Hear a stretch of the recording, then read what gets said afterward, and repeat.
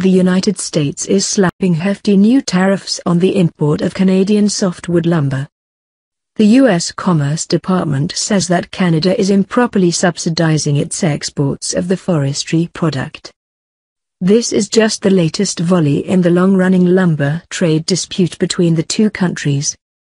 It also comes during a sensitive time in U.S.-Canada trade relations, with North American Free Trade Agreement talks on the horizon.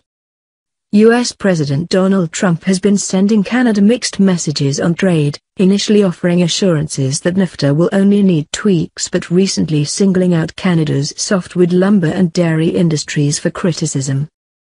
As U.S. Commerce Secretary Wilbur said in a statement, it has been a bad week for U.S.-Canada trade relations. On Monday, the U.S. imposed an overall 20% tariff on Canadian softwood lumber. 5 exporters each face specific countervailing duties, which are meant to level the playing field between domestic producers and government-subsidized foreign producers of a product, ranging from 3.2% to 24.12%.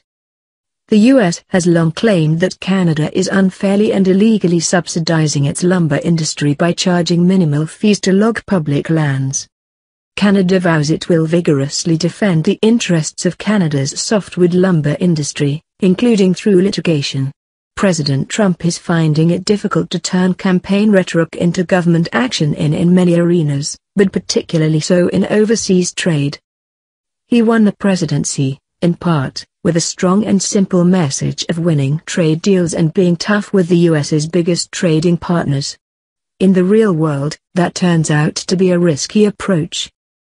The president has notably declined to follow up on any of his harsh rhetoric about China, for example. Nevertheless, he needs some way of showing how he can be tough. A dust-up with Canada about lumber is probably a safe fight to pick.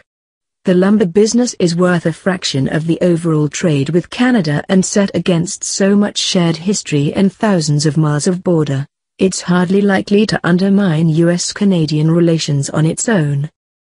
However, it doesn't augur well for a smooth renegotiation of the North America Free Trade Agreement if that's really what President Trump wants.